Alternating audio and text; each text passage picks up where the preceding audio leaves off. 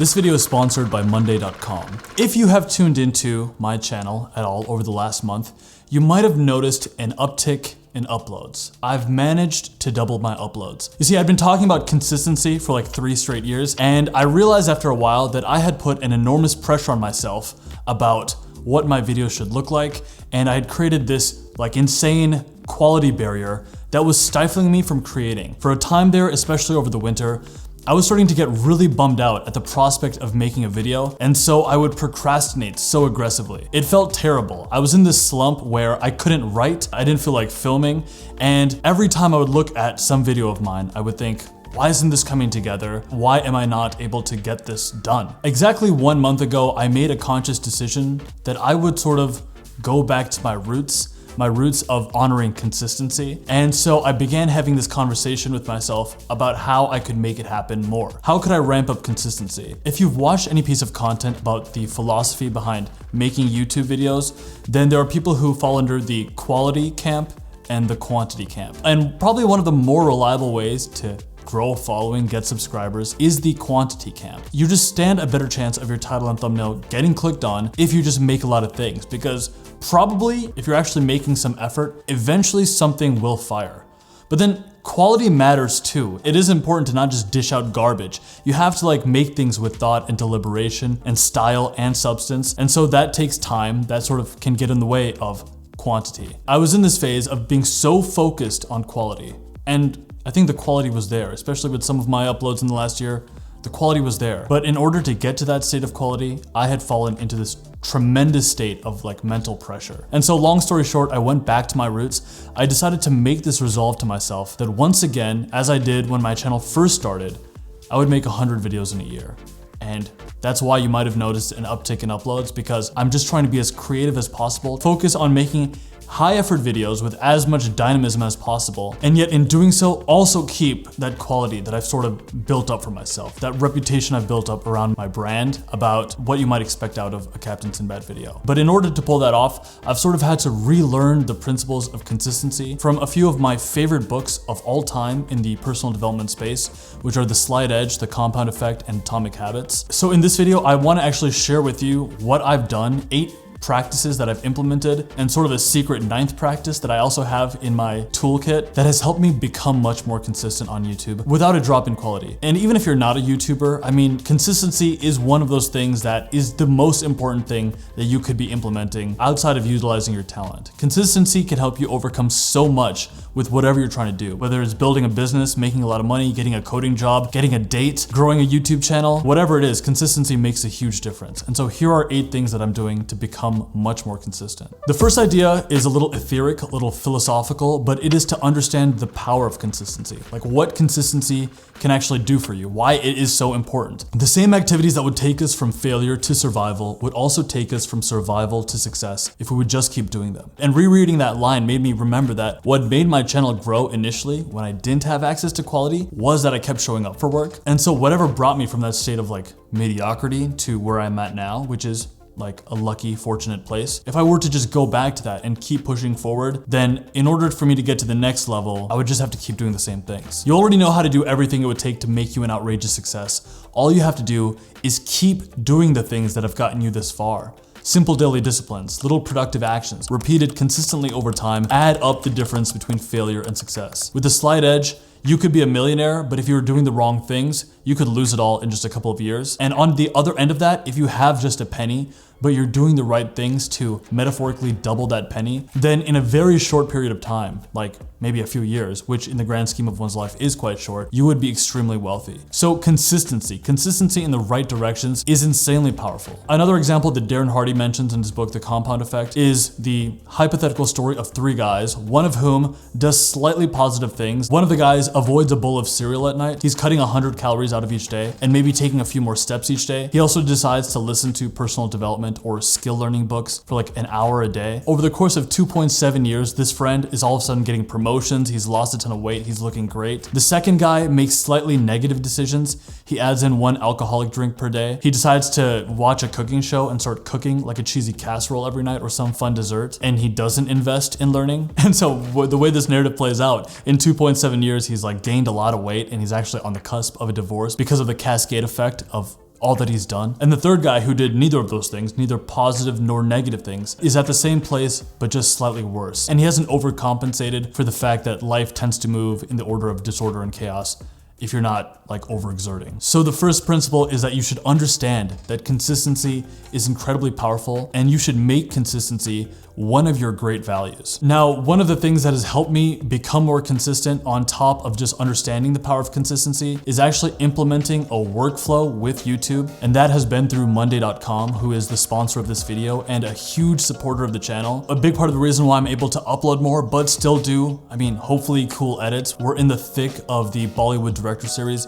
We've just finished shooting on this like enormous double-decker boat with 60 actors. This is definitely gonna be one of the biggest videos on my channel. We've managed to keep all of this up and consistent uploads because my workflow is so methodical now, and that's because of Monday.com. I've created a couple of templates that help me track what filming, locations, working with actors, and my editing workflow looks like. I'm also potentially gonna add in different templates for brand nurturing so that I can connect with other sponsors and brands I really like. But because the workflow is so efficient, I know exactly how long each step of each video will take, and then I can just take actions on specific steps. We can go down the line in this workflow, especially with editing, of chopping up A-roll, adding B-roll, adding the sound design, adding VFX, adding graphic cards, picking the right music, all elements that were just intuitive to me when I would edit or when Thomas, my videographer, and I would edit together are now processed in a systematic way, and that is in no small part due to Monday.com. So if you're looking to be a content creator yourself or to manage projects of any kind, I would highly recommend checking out Monday.com. If you use my link in the description box, you'll get a 1-month free trial to try out their Work OS,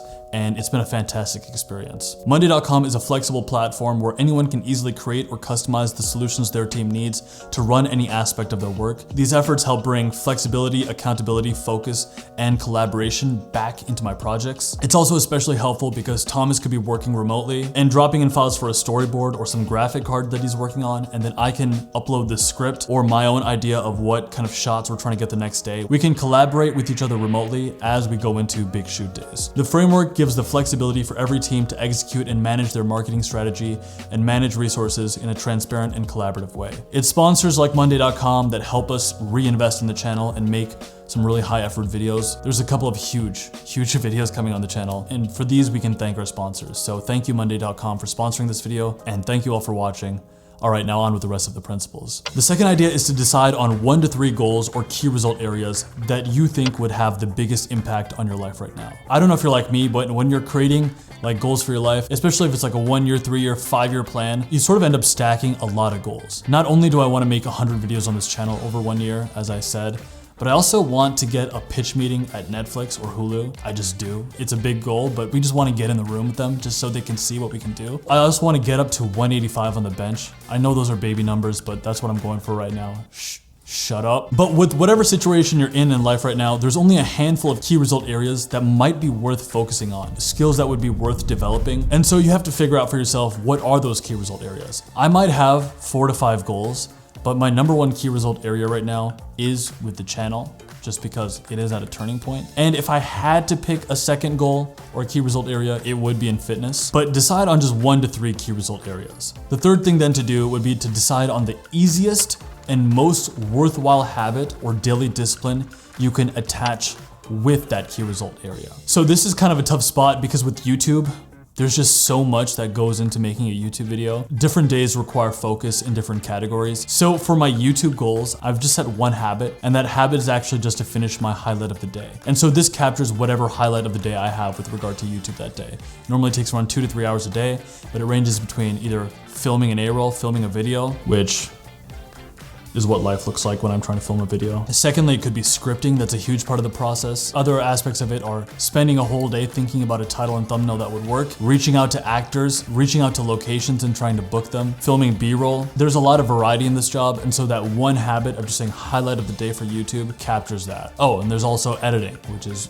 a huge part of the process. And then once again, I have given myself a second habit to practice, and this one is to exercise every single day and incorporate some level of progressive overload every day. And so if I've hit some limit on bench press one day, then the other day to focus on squats, and so on and so forth. And if there's any day where I'm just feeling too exhausted to work out at all, then to just do some stretching or some light jogging. Those are my 2 habits, and I've decided that they are the most worthwhile thing for me to invest in, for me to focus on. And it makes a huge difference when you focus on a very small number of things that you have to hit every day. Like, you have no choice. You have to be like, I don't care if it's like 1 a.m. If I haven't done this thing, then I have to get and do this thing. And so once you've decided what your 1 habit or maybe 2 habits are, the 4th thing then to do is to write it down on a piece of paper with great intent, with like an enormous level of conviction. Like, you don't want to be like, oh, I think I'm gonna try doing this. You have to really get like deadly serious about it. And now as I'm working at such a more intense workflow, I often think about Casey Neistat during the peak of his daily vlog, where he just knew like an upload has to go up every single day, most probably at around 8 o'clock. And I remember a couple of vlogs of his, one vlog especially, where he noticed that the audio had gone bad, like his Rode mic had fallen apart, and that had happened to Casey during the peak of his daily vlog. And so he actually just cuts out from like an elevator into him editing, and he just said, the audio went bad here. Let me just explain to you what's happening here. And now this video, instead about this fun moment, is about me telling you that I'm gonna finish this thing. Like, this vlog is going up today, even though it's 4 a.m. and this is what I'm doing. Of course, there's this whole thing about overworking or toxic hustle, but honestly, I don't believe in any of that, okay?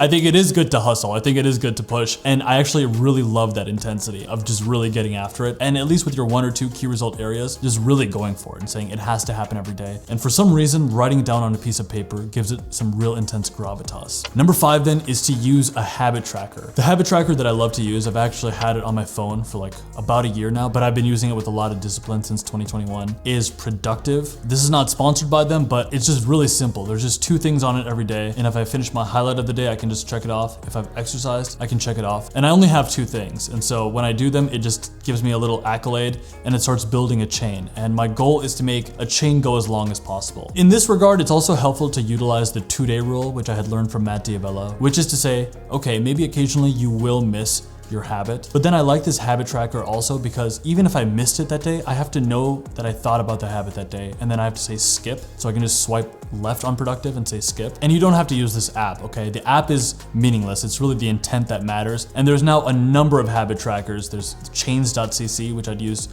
back in college. There's so many habit trackers, many of which are free that you can download. One of my friends, Will Akana, who's a great musician and also a YouTuber, he just does it analog. He just picks a marker and he has his habits listed and he just writes them down on that, and it looks fantastic, and he's really diligent about using his habit tracker. But when you start tracking the completion of your habit, things become much more thorough, organized, and you develop this new mindset, which is really important. This mindset of being relentless and constant. Principle number 6 is to make your environment as conducive to that habit as possible. So if your habit is related to working out, make it so that the time of day you pick and the materials that are required for that workout are as easy to grab and go to as possible. If your gym's like a 30-minute drive away, you're never gonna go. Or if you're a night owl but your gym closes at 6 p.m., this isn't gonna work. Your environment is not conducive to that habit.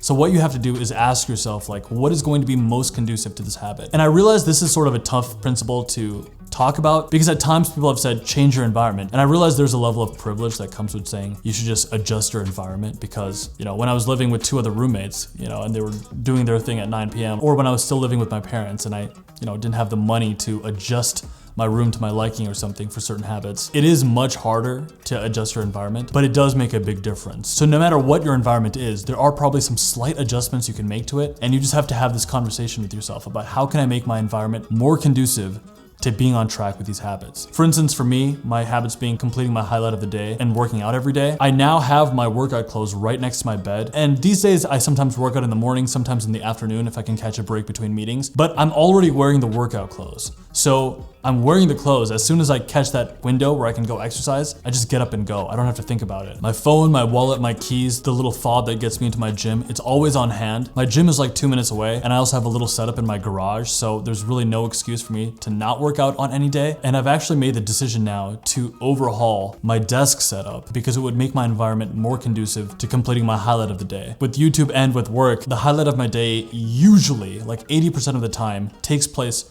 around my desk. And I had this realization just 2 weeks ago, like I should max out how nice and convenient it is for me to work at my desk, because I am in a fortunate place now where I do have like the means to make adjustments to my desk if I want to. You know, a lot of times when I would watch desk setup videos in the past, they're just like crazy expensive setups. But for like almost a whole year, I've been working at just this like mediocre dining table, and then prior to just a few months ago, just like a kitchen chair. It was super uncomfortable.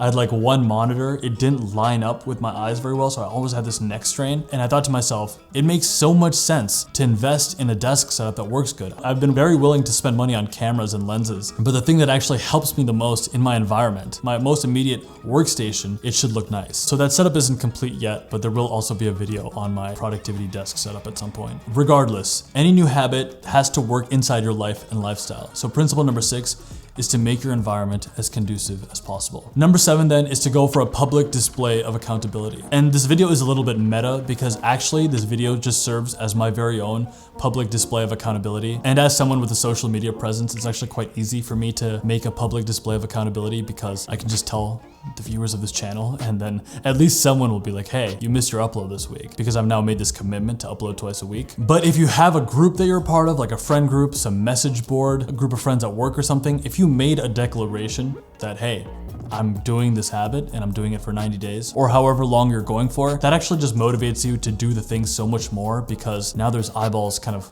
potentially watching you and checking up on you. And so principle number 8, the last main principle, is perhaps one of my favorites, and that is to visualize the momentum and quantum leaps that are associated with consistency over a long time. Okay, that's a bit of a mouthful, but basically what this principle says is that the person who is consistent for long enough, and I think the average marker for any main thing is maybe 90 days to 1 year, because it takes a long time for effects of your habits to kick in. Just know that at some point, a quantum leap of sorts, a little jump ahead, like a substantial jump ahead, has to come. And I find that very encouraging and exciting. Just knowing that you sort of chip away at your work for a period of time, maybe for months, maybe even for years, but inevitably you catch an opening where you just get a break, and you've been doing that thing for so long that you sort of surge forward. I notice this all the time with, YouTubers who I'd watched. I've been sort of like a mid-sized channel for a little bit, and I would watch someone with like 1,000 subscribers, and they would make kind of low quality videos, like 30 or 40 of them, and then they'd still be, low quality, but I could notice them getting better, and then I would notice that person got one video that just did really great in views, and it was like the price of those 80 videos eventually gave them that one video that just gave them a little boost. And then that boost does go away and you go back to your normal run.